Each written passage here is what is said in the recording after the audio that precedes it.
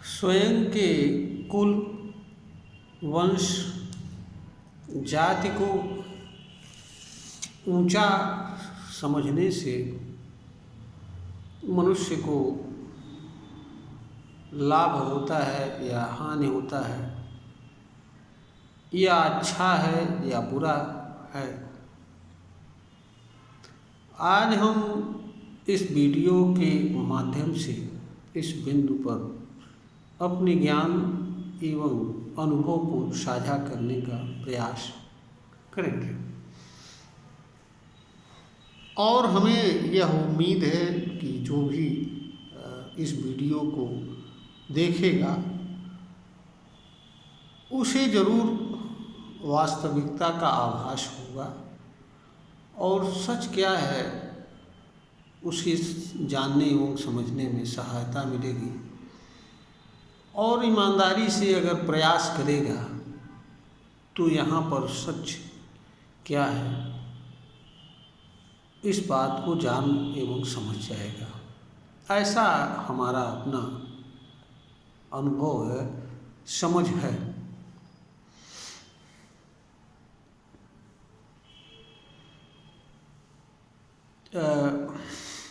कोई व्यक्ति अपने कुल, वंश एवं जात को क्यों ऊंचा समझता है या जानता है, इसके पीछे दो कारण होते हैं। एक मनुष्य के भीतर बैठा हुआ अहंकार और दूसरा वे विचारधाराएं जो किसी वंश, कुल या जात को किसी आधार पर ऊंचा बताती हैं। इन दोनों के सम्मिलित योगदान से इस तरह की चीज़ का बोध मनुष्य को होता है। मनुष्य के भीतर कोई ऐसी चीज़ नहीं बैठी हुई है जो उसे इस तरह का बोध करावे, अनुभूत करावे। मनुष्य के भीतर जन्म से इस तरह के जुड़ने वाले और अपनी जगह बनाने वाले विचार तथा मनुष्य के भीतर जन्म लेने वाला अहंकार, ये दो ऐसे रीजन हैं जिनके माध्यम से इस तरह की चीज़ें मनुष्य के भीतर विचार के रूप में जन्म लेती हैं और मनुष्य को इस तरह का आभास होता है, एहसास होता है कि वह वास्तव में उसका वंश, जात, कुल ऊंचा है और इसे बनाए रखना उसका कर्तव्य होता है। एक अहंकार है और दूसरा वे विचार जो किसी वंश, कुल, जाति को दूसरी वंश, कुल, जात की अपेक्षा ऊंचा बताते हैं। इस तरह की धारणा समाज में फैलाते हैं। कोई विचारधारा जो मनुष्य के अनुकूल होती है उसे मनुष्य सहज स्वीकार कर लेता है, उसका अनुसरण करता है और मानने लगता है और अपने बात के समर्थन में उस विचारधारा को उदाहरण दे करके अपने विचार को भी अच्छा बताने का प्रयास करता है और यह भी बताने का प्रयास करता है कि जो कुछ वह समझ रहा है वह सही है, उसमें कोई गलत नहीं। यह सामान्य सा मानव का स्वभाव है, इससे हर कोई जुड़ता है। कुछ लोग इसके सच को समझ जाते हैं और उस सच के अनुसार अपना व्यवहार करते हैं। सामान्य लोग इसी के अनुसार जीवन यापन करते हैं। दूसरा जो फैक्टर यहाँ पर है वो अहंकार है। अहंकार वास्तव में जैसी कोई चीज़ मनुष्य के भीतर होता नहीं है, परंतु चूंकि वह विचार के माध्यम से जुड़ता है, विचार के माध्यम से निर्मित होता है और भाव के रूप में मनुष्य के मन के भीतर ही बनता है, इसलिए लगता है कि यह सब कुछ हमारे भीतर हो रहा है और यह हमारे अस्तित्व का हिस्सा है। अहंकार का अर्थ अपने आप को अलग समझना, अन्य मनुष्य अन्य चीज़ों से अपने अस्तित्व को अलग समझना, यह समझना कि मैं अलग हूँ, मेरे लिए अलग चीज़ें हैं और उसके लिए अलग चीज़ें हैं, जो मैं हूँ वह नहीं है। इस तरह का बोध इसलिए नहीं मनुष्य को होता है क्योंकि मनुष्य के अंदर ऐसी कोई चीज़ विद्यमान होती है। इस तरह की चीज़ें मनुष्य को इसलिए बोध होता है क्योंकि मनुष्य का जो शरीर होता है और उससे जो जुड़े हुए जन्म से आनुवांशिक या प्रकृति से या अन्य तरह से जो गुण जुड़ते हैं, वह हर मनुष्य के बॉडी में जुड़े हुए गुणों से अलग अलग होते हैं। तो जो चीज़ें मनुष्य के अस्तित्व से और उसके शरीर से जुड़ी होती हैं, वही चीज़ें मनुष्य को बोध होती हैं। मनुष्य को उन्हीं चीज़ों का संज्ञान होता है जिन चीज़ों से वह जुड़ा रहता है या जुड़ता है। तो चूँकि जितने भी मनुष्य होते हैं उनके आनुवांशिक गुण, प्राकृतिक गुण और वातावरण से जुड़े हुए गुण, आचार विचार से जुड़ने वाली चीज़ें और प्रकृति से जुड़ने वाली चीज़ें एक दूसरे से मेल नहीं खाती, क्योंकि हर कोई दूसरे लोगों के माध्यम से इस धरती पर आता है। तो माता पिता और माता पिता से ऊपर अन्य पीढ़ियों के भी गुण समाहित रहते हैं। इसलिए जो भी गुण होते हैं मनुष्य के शरीर से जुड़े प्रकृति के माध्यम से आनुवांशिक, वे सभी अलग अलग होते हैं और हर मनुष्य के भीतर छिपी प्रतिभा, गुण एवं अलग कला अलग अलग होती हैं। इसलिए इस तरह की चीज़ें हर मनुष्य को अलग रूप में महसूस होती हैं। मनुष्य के भीतर जो प्रतिभाएं होती हैं, गुण होते हैं, अलग अलग होते हैं। इस कारण से उसको ये लगता है कि मैं अलग हूँ, मेरा अस्तित्व अलग है और मेरा काम अलग है, मेरी पहचान अलग है और यही हमारी असलियत है, हमें इसी रूप में रहना चाहिए। इस कारण से और दूसरी व्यवहार जगत में विद्यमान वो मान्यताएं और विचारधाराएं जो ये कहती हैं कि इस कुल खानदान में जन्म लेने वाला भाग्यशाली होता है, वहाँ पर जन्म लेने वाला अभाग्यशाली होता है, यह भी इसमें अहम रोल अदा करती हैं। तो यह सारी चीज़ें मनुष्य के भीतर अहंकार जैसी चीज़ का जन्म लेती हैं और अहंकार सिर्फ और सिर्फ एक भाव होता है जिसके अनुसार एक मनुष्य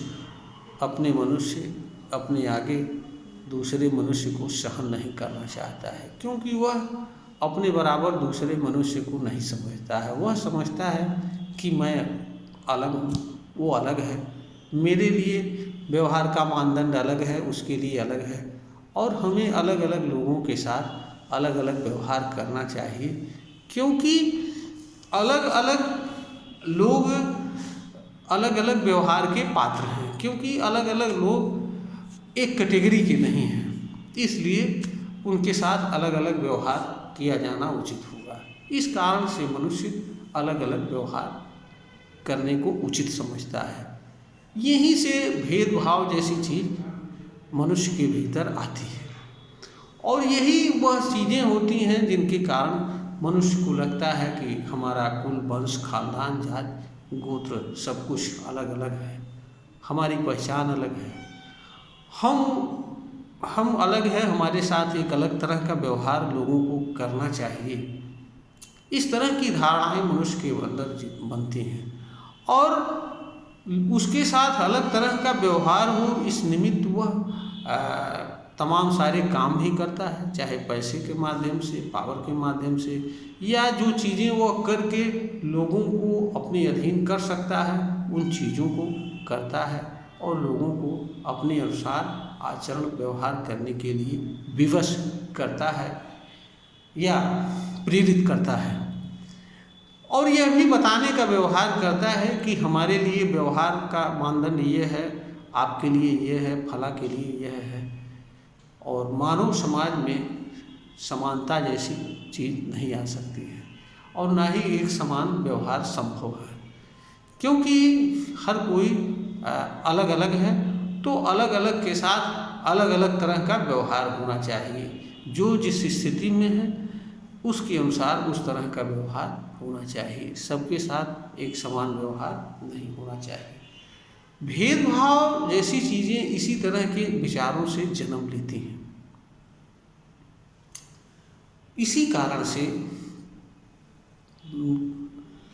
और कोई ऐसी चीज़ नहीं होती है मनुष्य के भीतर जो इस तरह की चीज़ों को जन्म देती है, बल्कि जो चीज़ें मनुष्य से जुड़ती हैं और जिनके कारण मनुष्य के अंदर विचार बनता है, उन विचारों के कारण ऐसा मनुष्य को बोध होता है।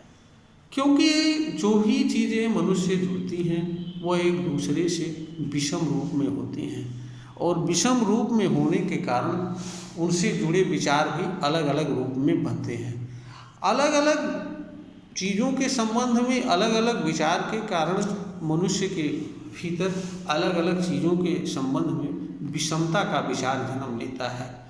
विषमता से ही सारी समानता जैसी चीज़ खत्म हो जाती है और यहीं से अलग अलग चीज़ों के संबंध में अलग अलग विचार और भावनाएं बनना मनुष्य के भीतर शुरू हो जाता है। यही भेदभाव का मूल कारण है। विषमता वास्तव में होती नहीं है किंतु दृष्टिगत होती है। दृष्टिगत इसलिए होती है क्योंकि संपूर्ण यूनिवर्स में जितनी भी चीज़ें विद्यमान हैं वह एक दूसरे से विषम अर्थात भिन्न भिन्न है। तो भिन्न भिन्न चीज़ों के कारण भिन्नता अभिव्यक्त होती है। भिन्नता वास्तव में होती नहीं है परंतु दृष्टिगत होती है।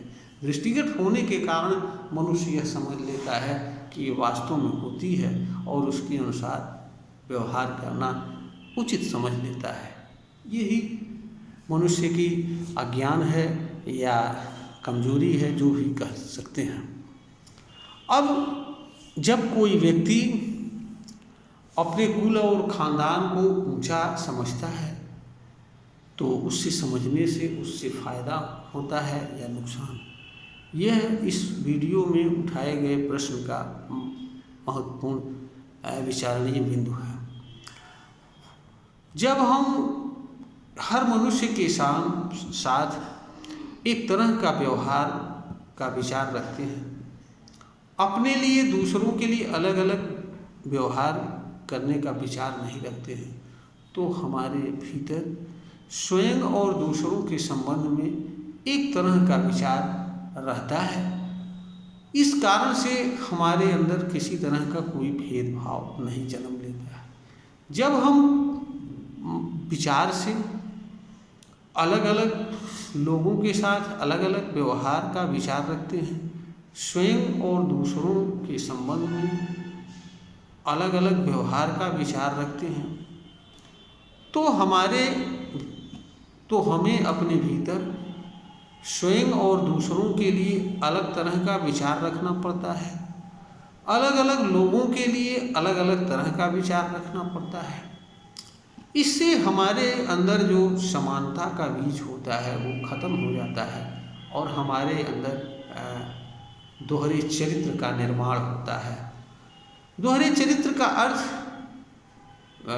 अलग अलग चीज़ों के प्रति अलग अलग तरह के विचार से होता है। चरित्र का निर्माण मनुष्य के विचार से होता है। जब मनुष्य का विचार स्वयं और दूसरों के लिए अलग अलग व्यवहार करने का होता है तो ऐसा विचार दोहरे चरित्र का विचार होता है। दोहरे चरित्र का विचार मनुष्य को हर समय एक समान भाव से कार्य करने की शक्ति को नष्ट कर देता है। मनुष्य को बाहरी रूप में कुछ और दिखावा करना पड़ता है, भीतरी रूप में कुछ और रहना पड़ता है, और एक ही समय में अलग अलग बाहरी जगत में अलग अलग लोगों के साथ अलग अलग व्यवहार करना पड़ता है, और उस व्यवहार के विपरीत अपने भीतर अलग तरह का विचार रखना पड़ता है। तो एक ही समय में मनुष्य को एक ही चीज़ के संबंध में परस्पर विरोधी विचारों से गुजरना पड़ता है, और इससे मनुष्य का जो संपूर्ण बुद्धि, विवेक, तर्क, विचार, शरीर आदि सब कुछ पर इसका बुरा प्रभाव पड़ता है।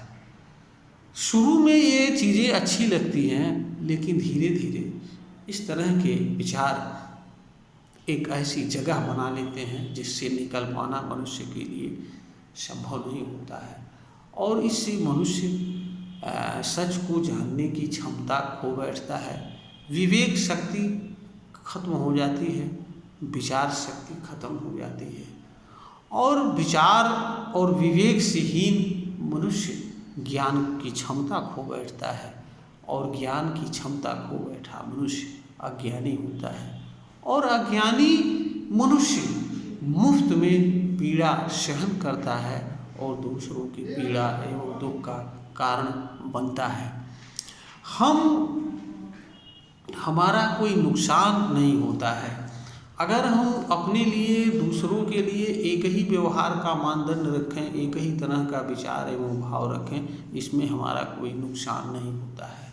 हम संपूर्ण मानव जात या यूनिवर्स में विद्यमान समस्त चीज़ों के साथ एक के लिए एक तरह का विचार रखें, एक समान व्यवहार करें, हमारा इसमें कोई नुकसान नहीं है, इसमें फ़ायदा है।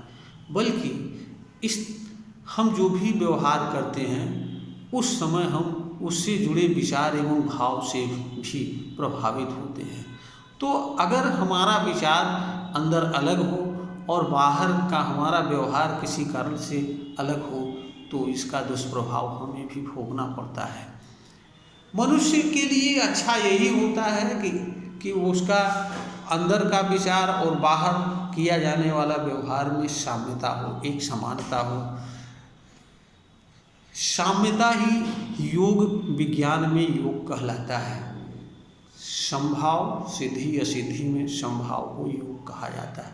आप समभाव में तब रह सकते हैं जब आप अपने प्रति और दूसरों के प्रति किए जाने वाले व्यवहार के संबंध में विचार और व्यवहार को एक समान रखें।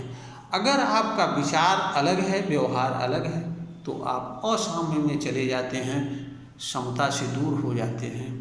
और समता से दूर होने का अर्थ ये होता है कि आप विषमता में जाते हैं, और विषमता से दोहरे चरित्र का निर्माण होता है। विषमता मनुष्य के लिए ज्ञान का साधन होती है, किसी चीज़ को पहचानने का साधन होती है। विषमता अनुसरण की चीज़ नहीं होती है। अगर चीज़ों में विषमता नहीं होती, चीज़ें अलग अलग नहीं होती, तो अलग अलग चीज़ों की पहचान नहीं हो पाती। तो किसी चीज़ का विषम होना, भिन्न होना, वह उसकी पहचान है, इसी रूप में समझना चाहिए। किसी चीज़ के विषम होने का अर्थ यह नहीं है कि वह चीज़ गड़बड़ है, वह सम्मान का पात्र नहीं है जो दूसरी चीज़ सम्मान का पात्र है। यही बात मनुष्य के लिए भी लागू होता है। हर मनुष्य अपने शरीर एवं उससे जुड़े गुणों से, कलाओं से अलग अलग होते हुए भी हर मनुष्य एक मनुष्य द्वारा एक समान व्यवहार प्राप्त करने का अधिकारी होता है, इस तरह का अवसर रखता है, और इसमें किसी मनुष्य का कोई नुकसान नहीं है। हमारे भीतर, हम अपने भीतर अच्छा विचार रखें, हम अपने मन को साफ रखें, इसमें हमारा फायदा है। हम दोहरा चरित्र रखते हैं तो हम अपने मन को दूषित रखते हैं। भला कोई व्यक्ति अपने ही विचार से अपने मन को दूषित रखे तो उसे के लिए फायदा करेगा या नुकसान करेगा, यह बात इस वीडियो को सुनने वाला हर व्यक्ति समझ सकता है। हम जैसा अपना मन में विचार रखेंगे, भाव रखेंगे, उसी तरह का प्रभाव हमारे ऊपर पड़ेगा। हमारे अंदर जो विचार एवं भाव होते हैं वो ऊर्जा के स्रोत होते हैं, और ऊर्जा ही हर तरह की क्रियाकलाप को संपन्न करने का साधन होती है। तो हम इसको जिस रूप में उपयोग करेंगे उसी रूप में हमारे लिए यह कल्याणकारी होती है। विचार और भाव कोई खेल खिलौना की चीज़ नहीं होते हैं, यह आवश्यकता के अनुसार उपयोग की चीज़ होते हैं। इनका दुरुपयोग स्वयं के लिए ही हानिकारक होता है। तो विचार ऐसे होने चाहिए, भाव ऐसे होने चाहिए जिसके अनुसार आपको हर किसी के साथ एक समान व्यवहार आचरण करने का अवसर प्राप्त हो। इसी में आपका कल्याण। आप किसी को सम्मान देते हैं, अपने बराबर समझते हैं, वो भी आपको सम्मान देता है। सम्मान मुफ्त में नहीं मिलता है, सम्मान देने से मिलता है, जबरदस्ती कोई सम्मान नहीं मिलता है। यह एक प्रकार का ज्ञान है कि हम अपने आप को ऊंचा समझते हैं, जात को ऊंचा समझते हैं, वंश को ऊंचा अरे किसी जात में, वंश में जन्म लेने के लिए किसी मनुष्य ने क्या किया है? कुछ नहीं किया है। जन्म लेना एक प्रकृति की निरंतर चलने वाली प्रक्रिया है। यह जन्म और मरण के सिद्धांत का एक हिस्सा मात्र है। इसमें मनुष्य कुछ नहीं करता है। मनुष्य तो जब जन्म लेता है तो उसका कर्म प्रारंभ होता है। तो हम अच्छा लोगों को समझें, अपने समान समझें और सबके समान एक समान व्यवहार करें सबके साथ। यही मानवता है, यही मानव का धर्म है, कर्तव्य है। धरती हर चीज़ों से विषम होते हुए भी सारी चीज़ों को, सारी हर तरह की अलग अलग चीज़ों को एक समान रूप से धारण करती हैं। तो हम हर मनुष्य के साथ एक समान व्यवहार क्यों नहीं कर सकते हैं? इसमें करने में नुकसान क्या है? यह बात हर व्यक्ति को समझना चाहिए। अगर हम किसी को अपने बराबर समझते हैं तो इसमें हमारा कोई नुकसान नहीं है, बल्कि इससे हमको एक सुखद अनुभूति मिलती है। और जब हम किसी को अपने बराबर नहीं समझते हैं तो वो व्यक्ति हमारे पास रहते हुए भी हमसे दूर रहता है, और जब सामने भी आता है तब भी वो दूर रहता है, केवल शरीर से नज़दीक रहता है। और हमारे अंदर एक दोहरे चरित्र से, अंदर से हम कुछ और समझते हैं और बाहर से उसके साथ कुछ और तरह का व्यवहार करते हैं। ऐसा हमें हर समय करना होता है। तो ये दोहरे चरित्र का व्यवहार सबसे अधिक स्वयं को ही खाता है, और जो चीज़ स्वयं के लिए पीड़ा एवं दुख का कारण बने, दूसरों के लिए पीड़ा एवं दुख का कारण बने, वह चीज़ अच्छी कैसे हो सकती है? यह बात हर मनुष्य जान सकता है, समझ सकता है। इसे हमें बताने की आवश्यकता नहीं है। यह वीडियो ज्ञानवर्धन हेतु बनाई गई है, प्रेषित की जा रही है। अगर ज्ञानवर्धन के योग्य प्रतीत होती है तो इसे लाइक करें, शेयर करें, ऐसा हमारा निवेदन है। और इस निवेदन के साथ हम अपनी वाणी को विराम देते हैं।